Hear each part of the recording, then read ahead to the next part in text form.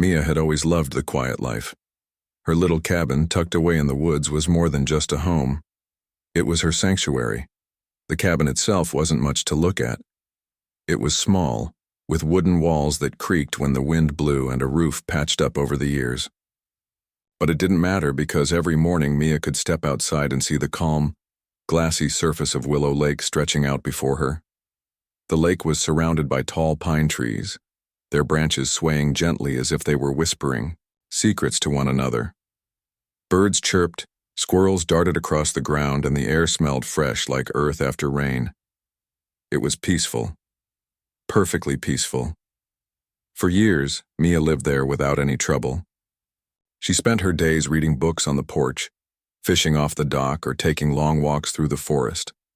Sometimes she'd sit by the edge of the lake and watch the sun set, painting the sky in shades of orange and pink. Life was simple, predictable, and exactly how she liked it. But all of that changed one crisp autumn afternoon when an official-looking envelope appeared in her mailbox. At first glance, the letter seemed harmless enough, a plain white envelope with no return address. But as soon as Mia opened it and began reading, her heart sank. The letter was from the Homeowners Association, HOA, a group representing the owners of luxury vacation homes recently built around Willow Lake. According to them, Mia's cabin was now considered part of their exclusive development zone. They claimed her property violated zoning laws meant to preserve the pristine nature of the area. To make matters worse, the HOA demanded she vacate the premises immediately. If she refused, they warned, legal action would follow. Mia stared at the paper in disbelief.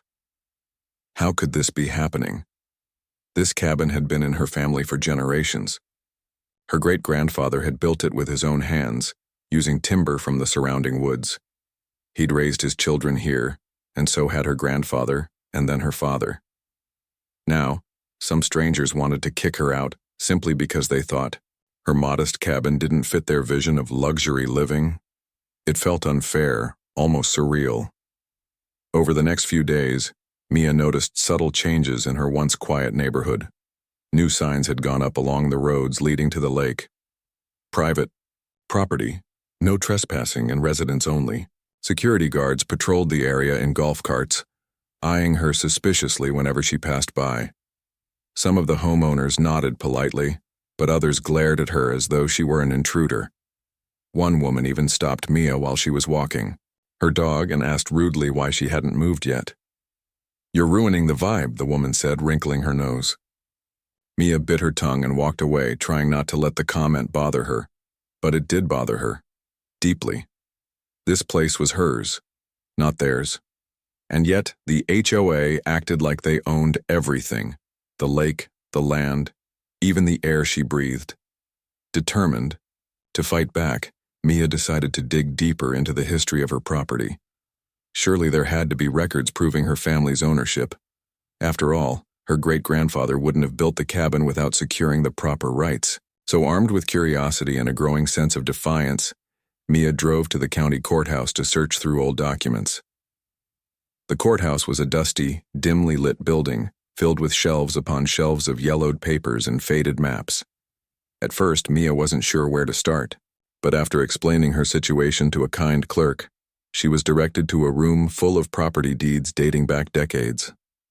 Sitting at a wobbly table, Mia began sifting through the files, her fingers smudging ink as she flipped page after page. Hours passed, and just as she started to lose hope, she stumbled upon something extraordinary. It was an old deed, brittle with age, bearing her great-grandfather's signature. Scanning the document, Mia realized it covered far more than just the land beneath her cabin. According to the deed, her great-grandfather had purchased not only the plot where the cabin stood, but also the entire lake bed and a significant portion of the surrounding acreage.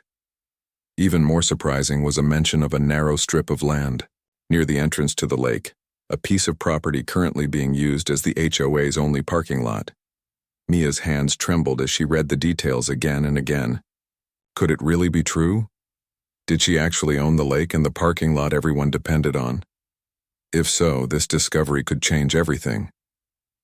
For years, Developers and wealthy buyers had flocked to the area, eager to build their dream homes beside Willow Lake. But none of them had bothered to check who truly owned the land beneath their feet. And now, thanks to her great-grandfather's foresight, Mia held the key to the entire community's existence. As she packed up the documents and prepared to leave, Mia couldn't help but smile. The HOA might think they had power over her, but they were about to learn otherwise. With these records in hand, she wasn't just fighting to keep her cabin anymore. She was defending her family's legacy. And she wasn't going down without a fight. Driving back to her cabin, Mia replayed the events of the past few days in her mind. From receiving that threatening letter to uncovering the shocking truth about her property, it felt like her world had been turned upside down. Yet, amidst the chaos, she felt a strange sense of clarity. This battle wasn't just about saving her home, it was about standing up against greed and entitlement. The HOA may have money and influence, but Mia had something far more valuable, proof that the land and the lake belonged to her. Mia couldn't sleep that night. Her mind raced with questions and possibilities as she lay in bed, staring at the ceiling. The discovery of the old deed had been a revelation, but it also raised so many uncertainties. What did it mean to own a lake? Could she really claim ownership over something as vast and natural as Willow Lake? And what about the parking lot mentioned in the document? Was it truly part of her property now? These thoughts swirled in her head like leaves caught in an autumn breeze. The next morning, Mia decided to consult someone who could help make sense of everything. A lawyer. She called around until she found one named Mr. Harris, known for his expertise in property law. When she arrived at his office, a small but tidy space filled with stacks of legal books and framed diplomas, he listened intently as she explained her situation. He examined the deed carefully, nodding occasionally as he flipped through its pages. Finally, he leaned back in his chair and smiled. "This is remarkable," he said, adjusting his glasses. "If this document is legitimate, and it certainly appears to be, you don't just own your cabin, you own the entire lake bed and the strip of land where the HOA's parking lot sits. That gives you significant leverage." Leverage. The word echoed in Mia's mind. For weeks, she'd felt powerless against the HOA's demands, but now, for the first time, she saw a way forward. Still, the road ahead wouldn't be easy. Mr. Harris warned her that proving her ownership might require more than just presenting the deed. They would need to gather additional evidence, maps, surveys, tax records to support her claim. It was going to take time, effort, and money. But Mia didn't hesitate. She hired Mr. Harris on the spot, determined to see this through no matter what. Over the following weeks, Mia threw herself into the research process. She spent hours at the courthouse poring over dusty maps and ledgers. She visited the local historical society, where elderly volunteers eagerly shared stories about her great-grandfather and the early days of Willow Lake. One woman even pulled out a faded photograph of the cabin from the 1940s, showing Mia's great-grandfather standing proudly beside it. Each new piece of information strengthened her case, building a clearer picture of how deeply rooted her family was in this place. But while Mia worked tirelessly behind the scenes, life outside her cabin continued to change. The HOA grew bolder in their attempts to pressure her into leaving.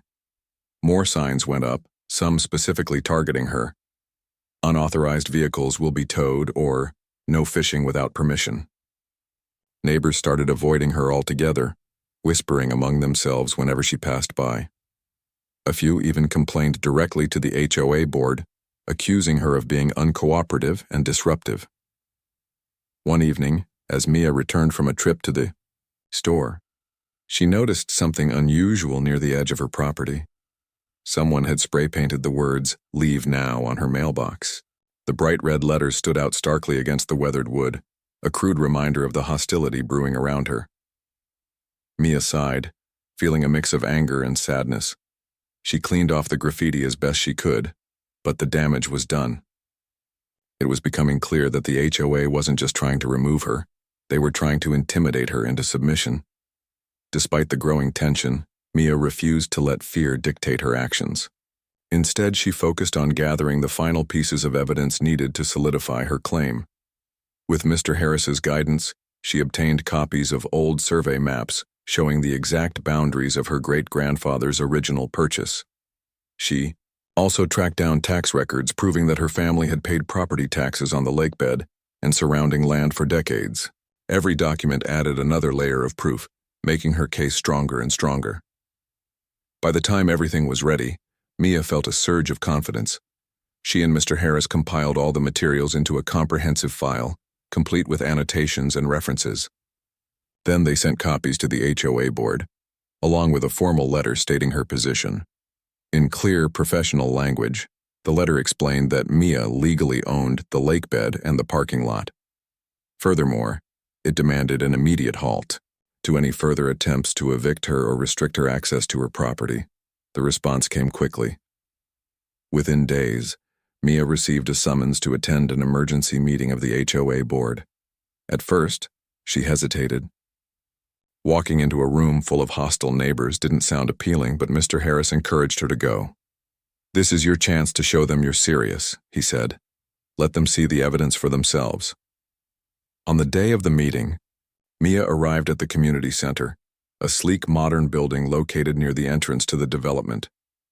Inside, the atmosphere was tense. Dozens of homeowners sat in folding chairs, murmuring amongst themselves. Some glared openly at Mia as she walked in, clutching her folder of documents. The HOA president, a tall man with slicked back hair and an air of authority, called the meeting to order. "Thank you all for coming," he began, his voice firm. "We're here today to address the ongoing issue with Ms. Mia Thompson and her refusal to comply with our requests. As you know, her presence disrupts the harmony of our community and we must find a resolution."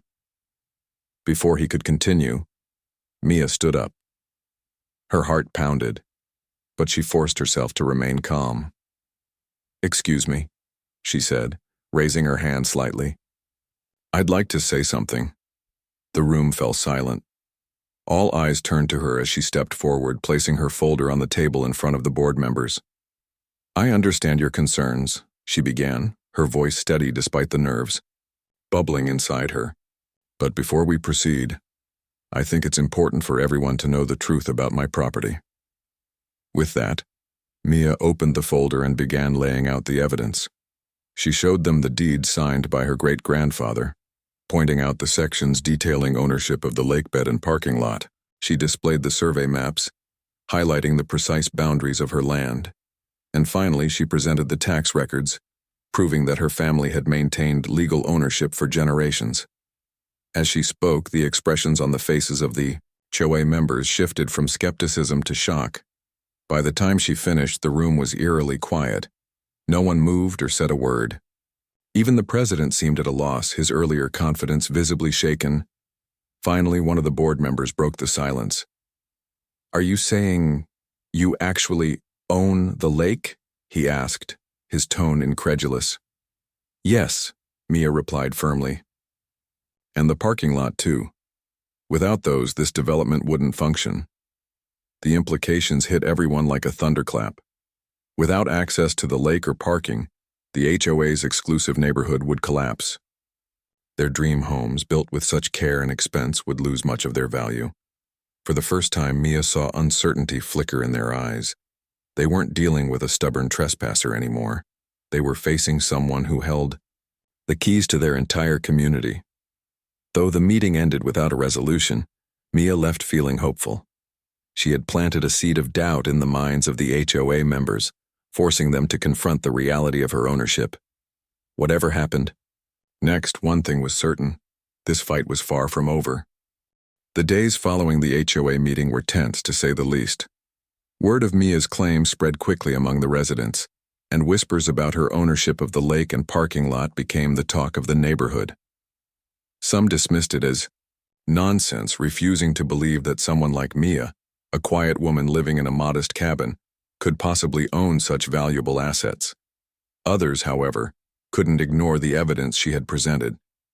The maps, deeds, and tax records told a story they couldn't easily refute. For many homeowners, this revelation was unsettling, even terrifying. Without access to the lake or parking, their dream homes would lose much of their appeal. Despite the growing unease, the HOA board wasn't ready to back down just yet. They called another meeting, this time behind closed doors, to discuss their next move. Rumors circulated that they were considering legal action against Mia, accusing her of everything from trespassing to environmental violations. But every time they tried to build a case, they hit a wall. Mia's documentation was rock solid, leaving little room for argument. Frustrated but unwilling to admit defeat, the board decided on a different approach: intimidation. Over the next few weeks, Mia noticed subtle changes around her property. One morning, she woke up to find orange construction cones blocking the driveway leading to her cabin.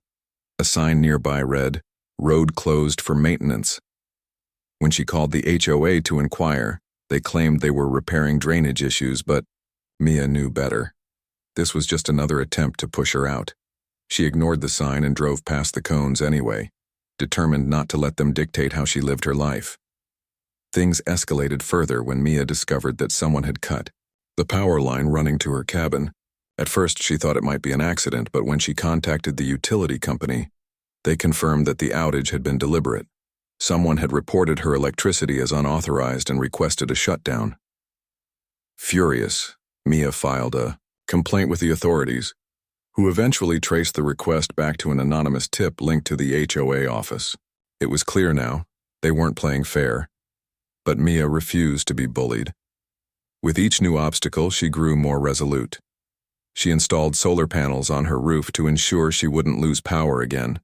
She stocked up on supplies so she wouldn't need to rely on local stores if tensions worsened. And most importantly, she continued working with Mr. Harris to strengthen her legal position. Together, they drafted letters to the HOA, reminding them of her rights and warning them against any further interference. One day, while walking along the edge of Willow Lake, Mia came across a group of neighbors gathered near the water. They were arguing loudly, their voices carrying across the stillness of the afternoon. Curious, Mia approached cautiously, staying out of sight until she could hear what they were saying. "This is ridiculous," one man exclaimed, throwing his hands in the air. "How are we supposed to sell our houses if buyers can't use the lake?" "Exactly," another chimed in. "And don't forget the parking situation. Who's going to pay top dollar for a vacation home without a place to park?" "It's all because of her," a third voice muttered bitterly. "If she'd just leave, none of this would be happening." Mia felt a pang of guilt listening to their frustration, but she reminded herself that this wasn't her fault. She hadn't asked for any of this. The HOA had brought it on themselves by trying to force her out. Still, hearing their anger firsthand made her realize just how high the stakes were, not just for her, but for everyone involved. Determined to take control of the situation, Mia decided it was time to make a bold move. She met with Mr. Harris to discuss enforcing her rights as the rightful owner of the lake and parking lot. Legally, she had the authority to regulate access to both, and after careful consideration, they agreed it was time to do exactly that. Mia hired a contractor to install gates at the entrance to the parking area, complete with keycard scanners. She also posted signs around the lake stating that fishing, boating, and swimming were restricted to authorized users only. When the gates went up, chaos erupted. Homeowners arrived at the parking lot only to find themselves locked out, forced to park miles away and walk back to their properties. Complaints flooded the HOA office, and tempers flared. Some residents tried to argue their way past the gates, demanding access, but Mia stood firm. Anyone wishing to use the parking lot or lake would have to pay a daily fee, and the fees weren't cheap. Predictably, the HOA fought back. They accused Mia of extortion, claiming she was holding the community hostage. Lawyers were called, and threats of lawsuits flew back and forth. But no matter what the HOA threw at her, Mia remained unshaken. Every accusation fell apart under scrutiny, and every legal challenge reinforced her ownership. Slowly but surely, the tide began to turn in her favor. As the standoff dragged on, cracks started to form within the HOA itself. Not everyone agreed with the board's hardline tactics. A small faction of homeowners, tired of the drama and eager for resolution, reached out to Mia privately. They offered to negotiate a settlement, proposing that the HOA purchase her property outright. But Mia politely declined. Her cabin wasn't just a house, it was her legacy, a connection to her family's history. Money couldn't replace that. By the time winter rolled around, the once unified HOA was fractured and desperate. Many homeowners, facing mounting legal bills and dwindling property values, decided to cut their losses and sell. Ironically, Mia found herself in the unique position of being able to buy several of these homes at bargain prices. She didn't plan to live in them herself, but she saw an opportunity to create something meaningful.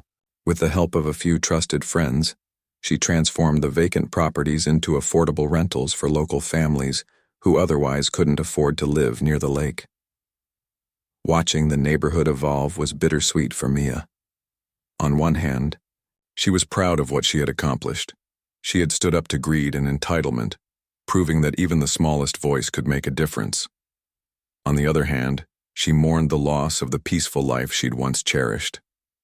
The battles with the HOA had taken their toll, leaving scars that would never fully heal.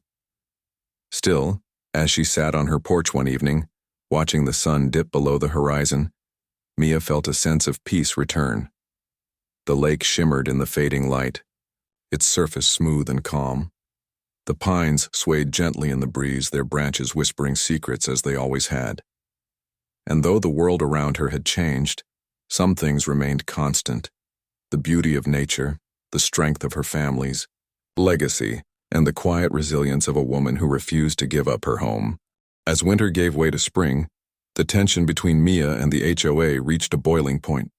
The gates at the parking lot remained locked, and the daily fees Mia charged for access had become a thorn in the side of every homeowner. Some residents grudgingly paid the fee while others refused outright, choosing instead to park miles away and trek back to their properties on foot. The lake, once a centerpiece of luxury living, now sat largely unused, its waters undisturbed except for the occasional ripple caused by wind or wildlife. Without access to these key amenities, the neighborhood that had once been marketed as an exclusive lakeside paradise was beginning to feel like anything but. The HOA board, desperate to regain control, launched a series of lawsuits against Mia. They accused her of creating a nuisance by restricting access to the parking lot and lake, arguing that her actions were harming property values and disrupting the community. One lawsuit even claimed that Mia's enforcement of her rights violated environmental regulations, alleging that her restrictions interfered with local conservation efforts. Each legal challenge was carefully crafted to paint Mia as unreasonable and uncooperative, hoping to sway public opinion in their favor. But Mia wasn't fazed. With Mr. Harris by her side, she met each accusation head-on. For every claim of nuisance, they provided evidence showing that Mia's actions were well within her legal rights as the rightful owner of the land. When the HOA argued about environmental violations, Mia countered with documentation proving that her family had been stewards of the lake for decades, long before the luxury homes were ever built. Every lawsuit filed against her crumbled under scrutiny, leaving the HOA with mounting legal bills and no real progress. Despite the setbacks, the HOA didn't give up easily. Behind closed doors, board members hatched increasingly desperate plans to undermine Mia. Anonymous letters were sent to local newspapers accusing her of greed and selfishness. Rumors spread among neighbors, claiming that Mia intended to drain the lake entirely or sell it off to developers. Some even suggested she might bulldoze her cabin and build a massive commercial complex. None of it was true, but the whispers took root, fueling resentment and distrust. Mia tried not to let the lies bother her, but it wasn't easy. Walking through the neighborhood, she noticed people avoiding eye contact or crossing the street to stay out of her path. Once friendly faces now wore expressions of hostility. Even the local store clerk who used to greet her warmly seemed cold and distant. It was clear that the HOA's smear campaign was working, turning many of the residents against her. Things escalated further when Mia discovered vandalism targeting her property. One night, someone slashed the tires of her truck. Another time, her mailbox was smashed to pieces, leaving splinters scattered across her driveway. Worst of all, Someone spray-painted the word "leave" on the side of her cabin, the red letters, glaring defiantly in the moonlight. It was a stark reminder that some people weren't just content to fight her legally, they wanted to scare her into submission. But Mia refused to be intimidated. Instead, she doubled down on her efforts to protect what was hers. She installed security cameras around her property, capturing footage of anyone who dared trespass. She reinforced the gates at the parking lot, making them harder to bypass. And she continued charging the daily fee, funneling the money into maintaining the lake and surrounding areas. Slowly but surely, Willow Lake began to look better than it had in years. Overgrown weeds were cleared, trash was removed, and the water quality improved thanks to regular monitoring. For the first time in a long time, the lake felt cared for, not exploited. Meanwhile, cracks within the HOA grew wider. Not everyone agreed with the board's aggressive tactics. A small group of homeowners, weary of the endless conflict, started meeting secretly to discuss alternatives. They admired Mia's determination and recognized the legitimacy of her claims. Privately, they reached out to her, offering to negotiate a compromise. They proposed lowering the parking fees, sharing revenue from the lake, or finding other ways to coexist peacefully. But Mia stood firm. She appreciated their willingness to talk, but she knew that any compromise would weaken her position. This wasn't just about money, it was about justice. As summer approached, the strain on the HOA became unbearable. Many homeowners, tired of fighting and unable to afford the mounting legal costs, decided to sell their properties. Real estate. Agents struggled to find buyers willing to pay premium prices for homes without guaranteed access to the lake or parking. Property values plummeted, and the dream of luxury lakeside living turned sour for those who remained. Ironically, this downturn worked in Mia's favor. As homes went up for sale, she saw an opportunity to reshape the community. With funds from the parking fees and savings from her modest lifestyle, she purchased several properties at bargain prices. Rather than keeping them empty, she converted them into affordable rentals for local families, teachers, nurses, small business owners, who couldn't otherwise afford to live near the lake. These new residents brought a fresh energy to the area, transforming the once exclusive enclave into a diverse and vibrant neighborhood. The change wasn't immediate, nor was it universally welcomed. Some longtime residents resented the influx of newcomers, viewing them as outsiders who didn't belong. Others, however, embraced the shift, recognizing the value of inclusivity and community spirit. Kids played together on the shores of Willow Lake, laughter echoing where silence had reigned before. Families gathered for picnics, sharing stories and forming bonds that transcended wealth or status. Slowly but surely, the neighborhood began to heal. Through it all, Mia remained a quiet but steady presence. She attended town hall meetings, advocating for responsible development and sustainable practices. She organized cleanup days, bringing neighbors together to care for the lake and surrounding land. And though she still lived alone in her cabin, she found joy in seeing the community thrive, not because of her, but alongside her. By the end of the year, the HOA had dissolved, its leaders resigning one by one as the financial burden became too great. What remained was a neighborhood united not by exclusivity, but by shared purpose. Willow Lake, once a symbol of division, had become a source of connection, a place where everyone, regardless of background, could enjoy its beauty and serenity. For Mia, the journey had been long and difficult, filled with moments of doubt and fear. But looking out over the shimmering waters of the lake, she felt a deep sense of satisfaction. She hadn't just defended her home. She had reclaimed something far greater, a legacy of resilience, fairness, and hope. And though the scars of the past would always remain, so too would the lessons learned, that standing up for what's right isn't easy, but it's worth every struggle. By the time autumn rolled around again, Willow Lake had transformed in ways no one could have predicted just a year earlier.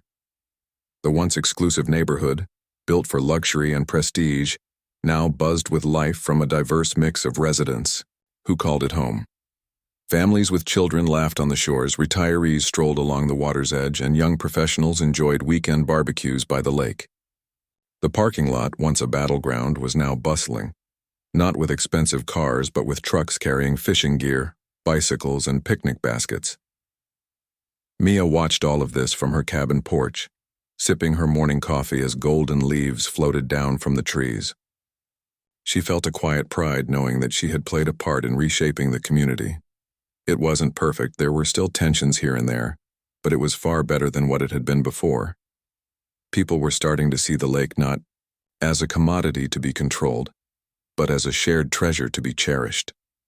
The HOA's dissolution marked the beginning of a new chapter for everyone. Without the rigid rules and restrictions imposed by the board, neighbors began working together, more freely. Mia noticed small yet meaningful changes. Someone installed a swing set near the lake for kids to play on. Another family organized weekly movie nights outdoors using a projector and a white sheet hung between two trees. Even the old community center, which had once been reserved for HOA meetings, became a gathering spot for potluck dinners and holiday celebrations. One evening, as the sun dipped low over the horizon, painting the sky in hues of orange and purple, Mia attended one such gathering at the community center. The room was alive with chatter, laughter, and the smell of homemade dishes.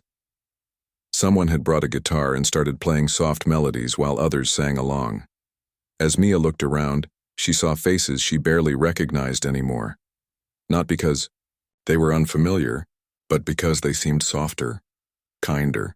The anger and hostility that had once defined the neighborhood had faded, replaced by something warmer and more genuine. During a break in the music, a man approached her. His name was Greg, one of the original homeowners who had initially sided with the HOA. For months he'd avoided Mia, convinced she was ruining everything, but tonight he extended his hand with a sheepish smile. "Mia," he said, "I owe you an apology. I didn't understand what you were fighting for back then, but I do now. You saved this place, not just for yourself, but for all of us." Mia shook his hand, surprised by the sincerity in his voice. "It wasn't about saving anything," she replied gently. "It was about doing what's fair. We all deserve a chance to enjoy this beautiful place." Greg nodded thoughtfully and stepped aside, allowing Mia to continue mingling with other neighbors.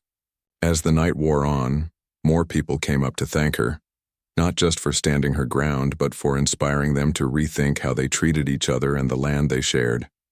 Some even joked about renaming the lake Mia's Lake, though she quickly dismissed the idea with a laugh. To her, it would always be Willow Lake, the same serene body of water her great-grandfather had loved so deeply. As winter approached, Mia focused on finishing the renovations of the rental properties she'd purchased. With help from local contractors and volunteers from the neighborhood, she turned each house into a cozy, welcoming space.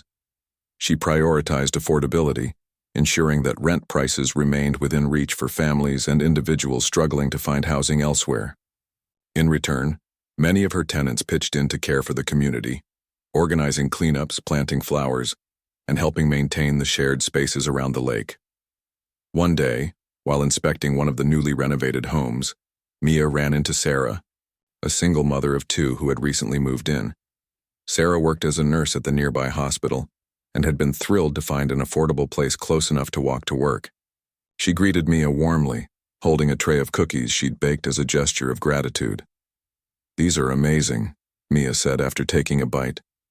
"You didn't have to do this." "I wanted to," Sarah replied with a grin. "You've done so much for us. This neighborhood feels like home, and it's because of you." Mia smiled, feeling a lump rise in her throat. She hadn't expected gratitude. She'd simply done what she believed was right. But hearing those words reminded her why she had fought so hard in the first place. It wasn't just about keeping her cabin or proving ownership. It was about creating a place where people could belong. As the seasons continued to change, Mia found herself reflecting on everything she had been through. The legal battles, the vandalism, the endless stress. It all seemed distant now, like pieces of a story she had read long ago. What remained was a sense of peace, not just in her surroundings but within herself. She had stood up against powerful forces, refusing to back down even when it felt impossible. And in doing so, she had not only protected her legacy but also paved the way for others to build their own. On a crisp spring morning, nearly 2 years after the HOA's first letter arrived, Mia stood by the edge of the lake, watching the sunrise reflect off its surface. A group of children ran past her, laughing as they chased each other along the shore. Behind her, the parking lot was full of cars belonging to visitors enjoying a weekend getaway. Life at Willow Lake had come full circle, and Mia couldn't help but feel grateful for every twist and turn along the way. She thought back to her great-grandfather, imagining him standing beside her, gazing out at the water. Would he be proud of her? She liked to think so. After all, she had honored his vision of preserving this land, not for profit or power, but for the simple joy it brought to those lucky enough to experience it.